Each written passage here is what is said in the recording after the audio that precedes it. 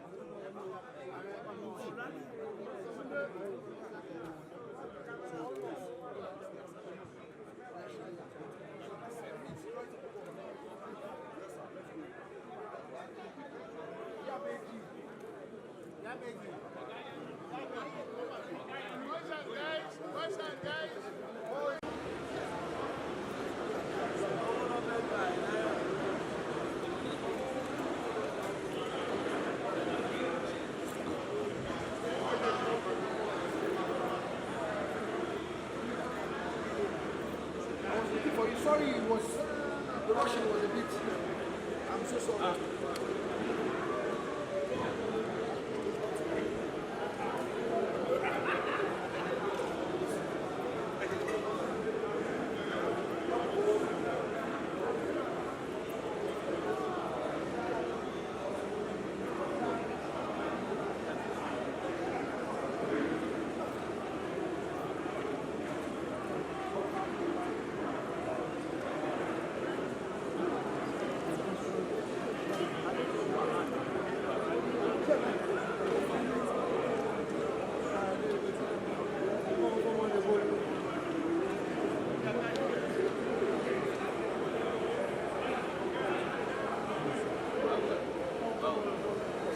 Yes, sir.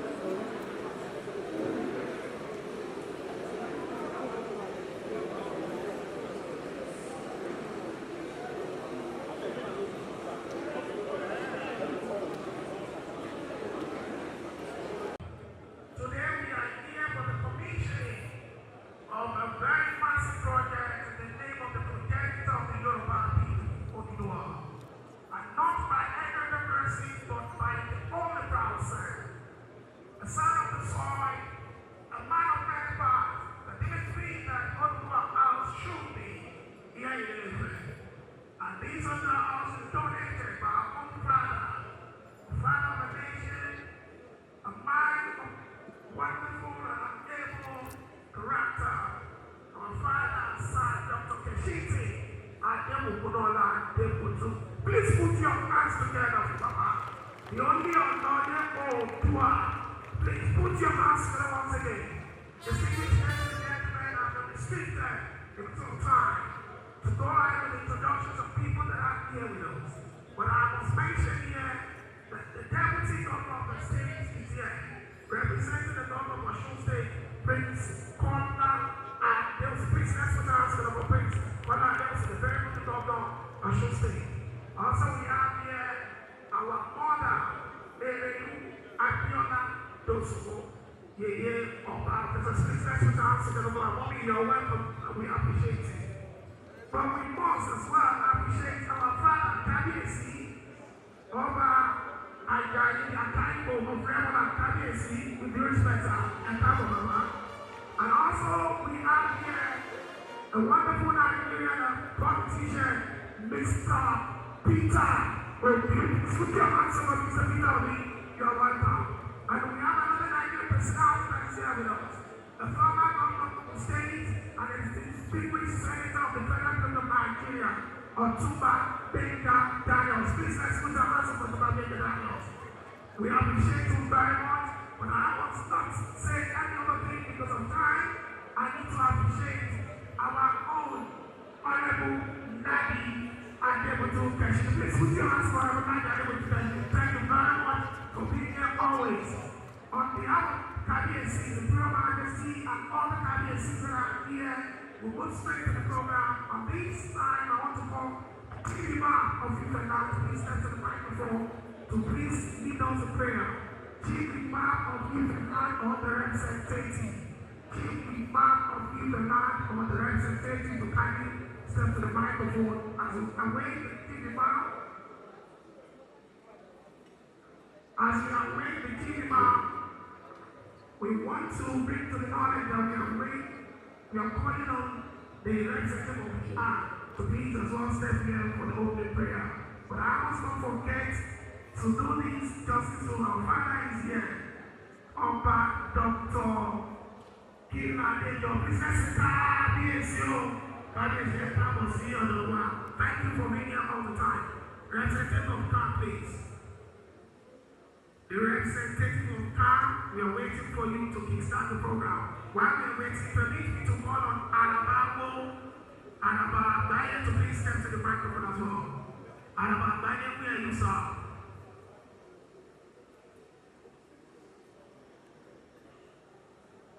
you for Papa Ramadaye. Thank you.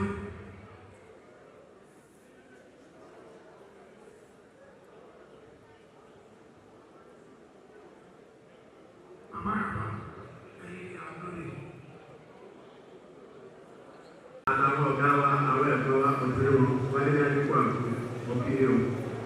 on behalf of candidates in the organization, it's my pleasure to welcome everybody to this important occasion.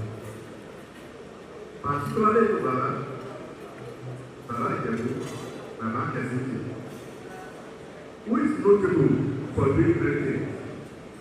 Baba, we appreciate you for adding value, for adding aesthetics, for adding beauty to the house of Ooni. All of us, every Yoruba man, anywhere on earth, when they hear of this, they will thank you very much. We thank you for adding value to the house of Ooni. We thank you for living in lasting legacy. On behalf of candidates here and all of you, I want to welcome you all to this occasion and wish you a very nice day. We will remember you for good at all time. Thank you very much. Thank you.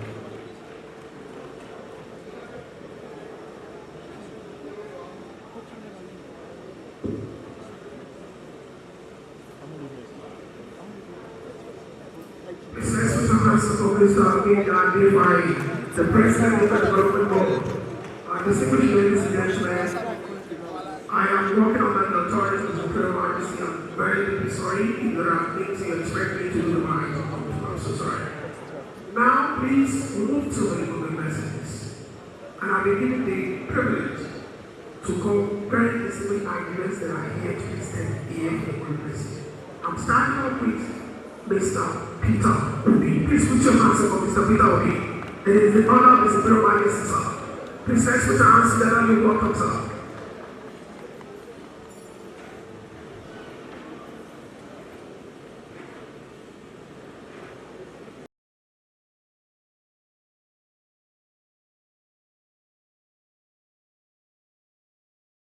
All the candidates that are here, all the respected dignitaries, let me stand on all you and the existing protocols.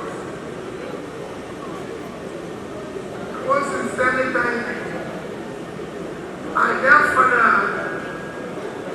for this historic donation and support for building this wonderful edifice in honor and for the revered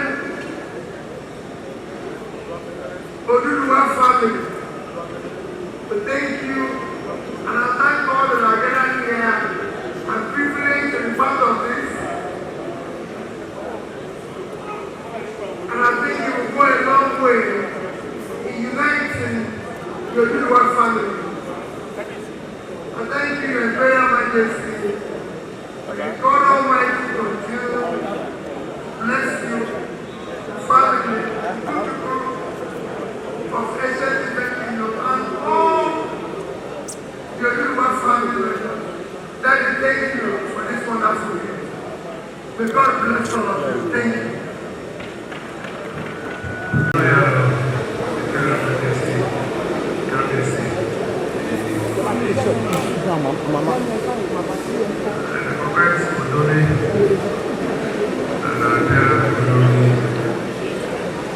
We do respect the individual of Oduduwa. Candidacy, permitting to use candidacy academy as a point of reference to recognize all the various lawyers that are here. It's a very short one, and we must thank God for the life and times of the Oduduwa Chief Kesiti and Brother Ijebu. Without any doubt, this edifice is going to create a watershed, not only in the history of Ife itself, but the entire landscape of Yoruba land. Can you see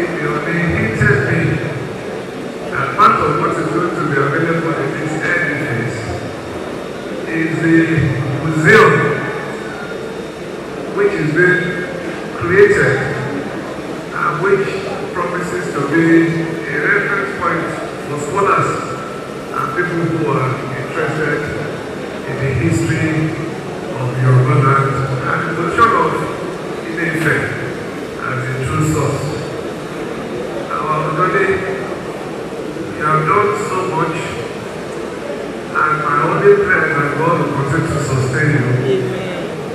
Every nooks and corners in Ogun State will find your hand.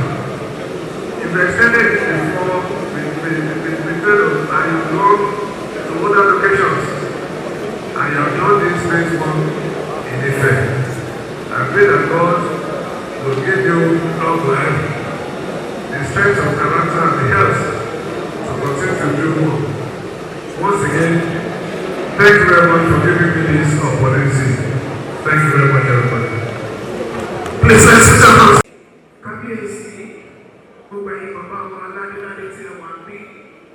Nǹkan tí ó wà lẹ́yìn tí à ń ṣe àfihàn lẹ́yìn.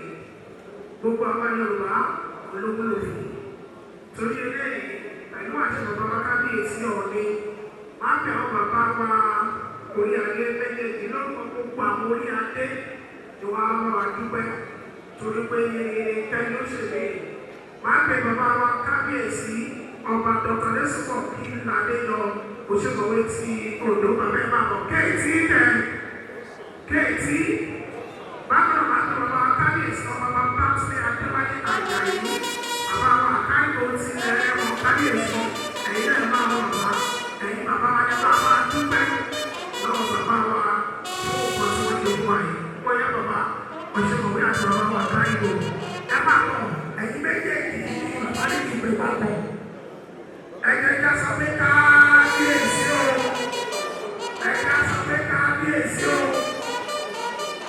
A kí bàbá wa, former Lieutenant of Osun State and District Senator Iyola Omisho. Please let's put hands on your welcome, sir.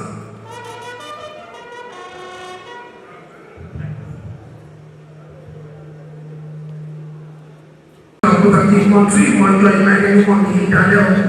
Ìmọ̀ta onígbẹ̀lẹ̀ yìí. On this note, I want to call to the microphone. Ọ̀túnba Christopher Iyola Omisho. Please let's put our hands together for Ọ̀túnba Christopher Iyola Omisho.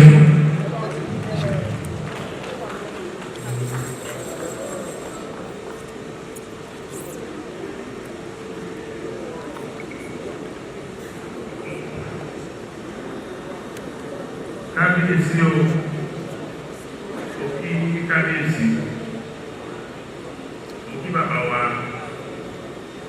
ọ̀dọ́lé Oòduà, òkí bàbá wa, òkèlè ìlú Oòduà, òkí àwọn bàbá wa, àwọn kábíyèsí tó wà bí kálẹ̀,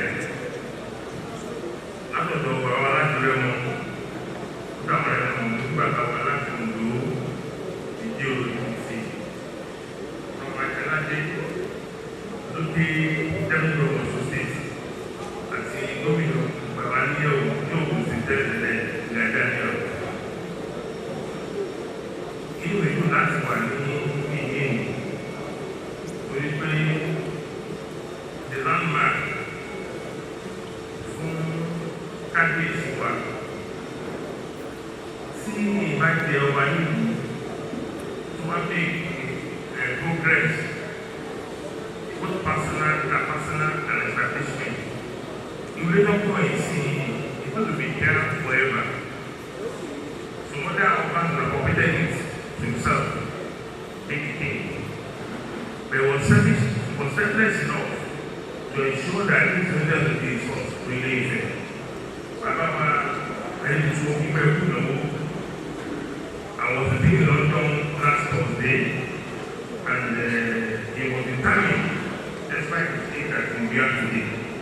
So I'm so happy that God made us to be here alive. Like it was said earlier, 4 years ago was like a dream. But the Bible says, whoever anyone call a dream, don't call on not losing a labor, if that's going to be a house, except God has to live in the house. That's what I've done. So we are giving God is glory today for this today. Don't go among committee work, àtàwọn tó jẹ́ apẹ́lẹ́ rí we welcome everybody to the source.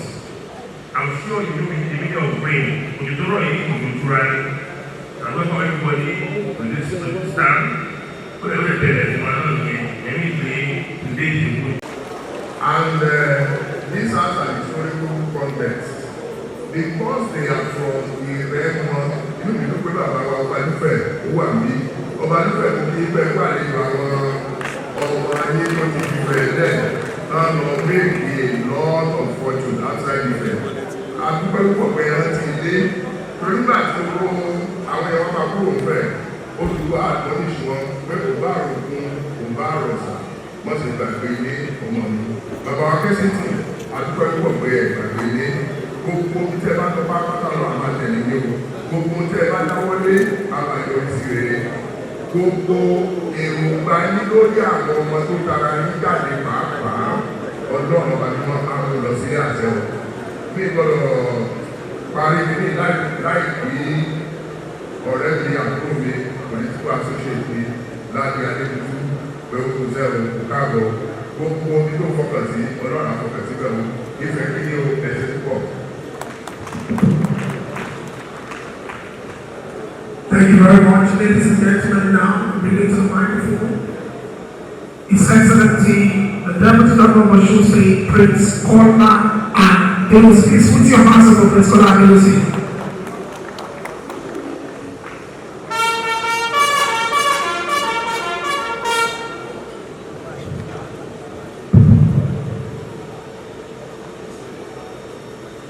Ní orúkọ gómìnà ìpínlẹ̀ Ọ̀ṣun Sẹ́nitọ̀ Dr. Adémọ́lá Jackson Adélébé tí gbogbo àwọn náà kan darapọ̀ mọ́ wa ní ilé fún ayẹyẹ tí a ti lọ́jọ́ tòní, ṣùgbọ́n iṣẹ́ tó ti gbé wọn lọ sí ibòmíì ni mò ń kí gbogbo ládéládé wọ́n wà níkàlẹ̀ lónìí.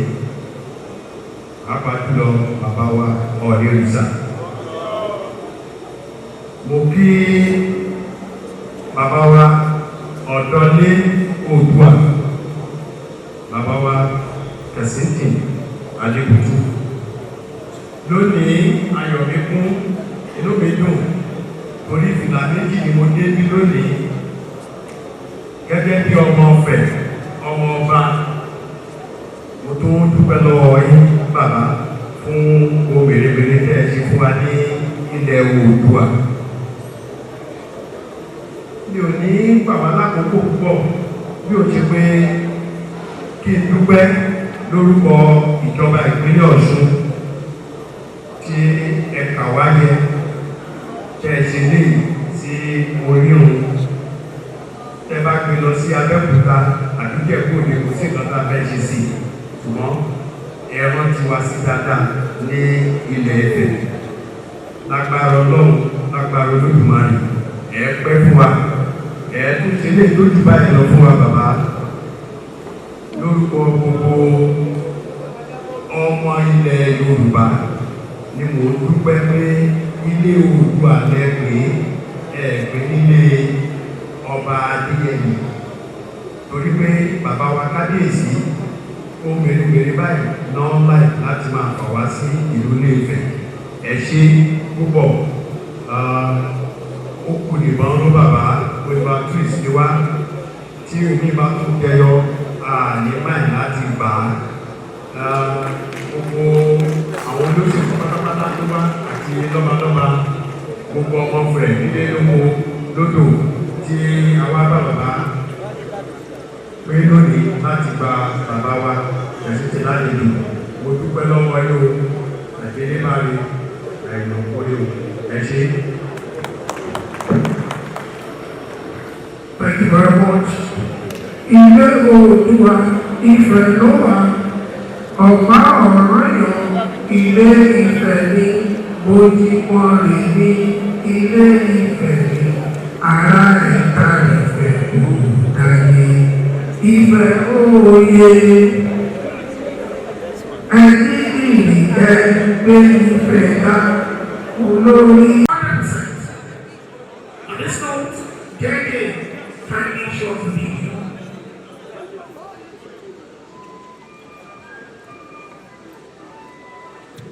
In the elegance of the street and Yoruba history, from the golden title symbolizing exceptional leadership and all represent all tradition.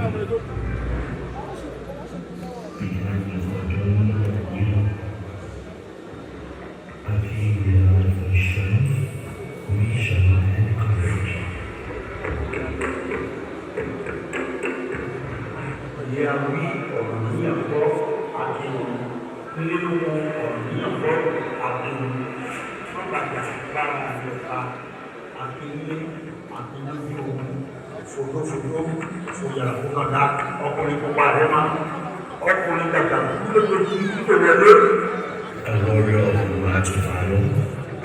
A Romeo established great kingdoms called Ijebu and Ooni.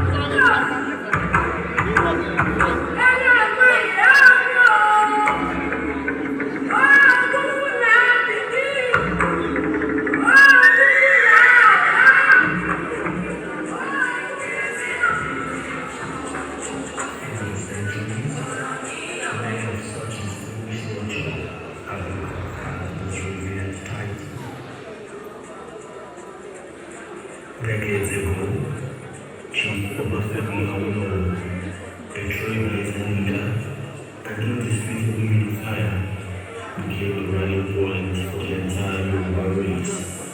He stood as a symbol of freedom, peace, and justice.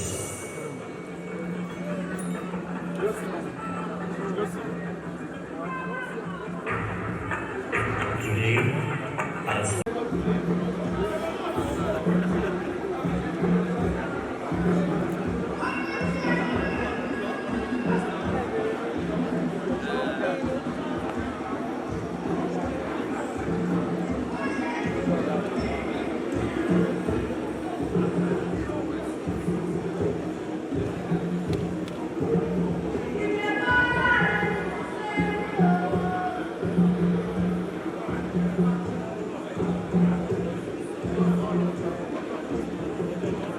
emergency innovation with tradition, inspiring future generations through his visionary philanthropy.